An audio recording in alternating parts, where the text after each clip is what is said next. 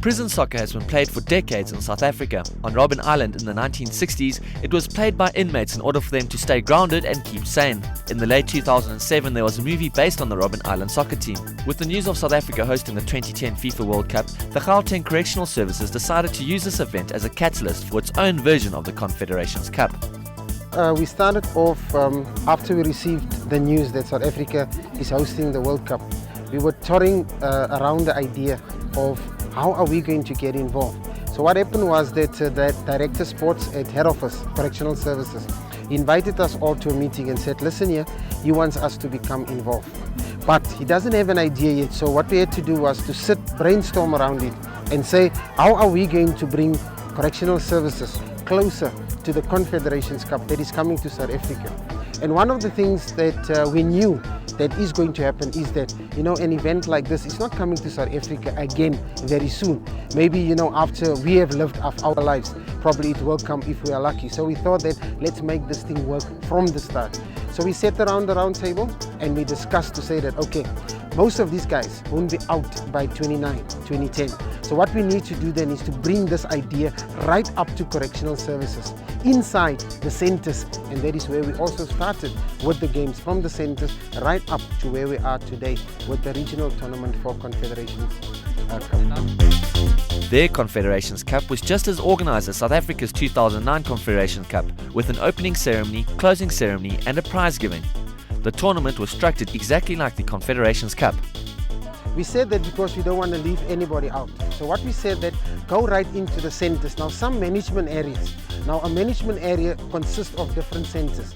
Some have one center, others have three centers. So we couldn't just go and say, play the Confederations Cup. We said that take your teams like the Kaizer Chiefs, the Morocco Swallows, the Pirates, the teams that usually play within the centers. Change their names, to the countries that are coming. Then you play your Confederations Cup on that small scale. You have your winners, and then you challenge your other management areas. Like I can give you an example of what happened at Boksburg. Boksburg have two centers for Boksburg management area. So what we did was we had 4 teams for the one center and 4 teams for the other center, representing the 8 countries, including South Africa. And then what we did was we had a similar tournament as the regional one, because we said we want to start there. So those that were kicked out know also what is happening here today, because they were part and parcel of our Confederations Cup. Then the winner of each team, of each management area, they were then taken to this tournament. And we had Boksburg as Brazil, Sonderwater as Spain, we had Leeuwkop as New Zealand, Egypt, we had Johannesburg as USA, and but we were lucky because we had 8 management areas and we had 8 countries, so that was very, very easy to do. And Pretoria, unfortunately, was South Africa, and they lost. They're not even in the semi-finals. They lost. They're not even in the finals as we speak, or 3rd and 4th place. And I just hope that this is not a true reflection of what is going to come, in the Confederations Cup. We decided that just to give this event more livelihood, we invited the females, because we do not have enough female centers to have their own Confederations Cup. Because we were thinking about that, maybe to have 2 female teams to come and have a curtain raiser with the opening or the closure or so. But we couldn't find enough ladies that are playing soccer in order to have this from the 2 management areas that we have.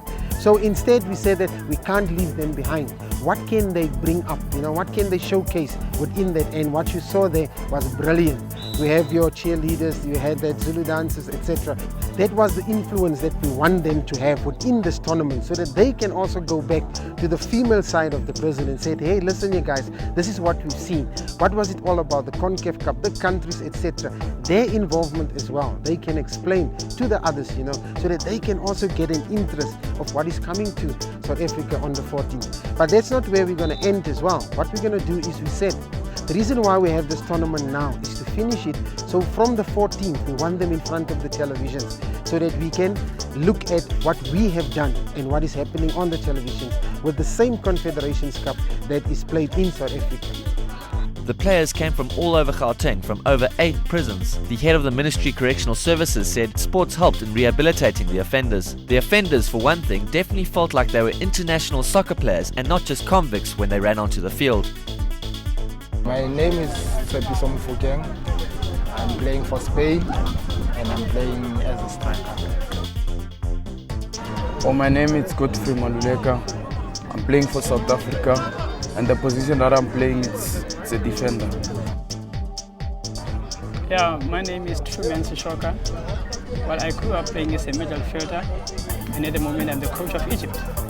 The security challenge for this event proved much more challenging than that of South Africa's 2009 Confederations Cup, with around 200 offenders being transported from 8 prisons to the Zonderwater prison outside of Pretoria. This event was a major security challenge for the correctional services. Seeing that this is not the first time that we had an event like this, we had national tournaments in Cape Town, we had national tournaments in Eastern Cape, we had national tournaments right here at TUT in Pretoria. So the guys know exactly, where to place themselves, because before we take a group out like this, we must have a security plan. Remember that although we are having events like this, we must still keep security very, very tight. We even have the head of security from regional office with us just to make sure that all avenues, are covered, because we don't want anything to happen.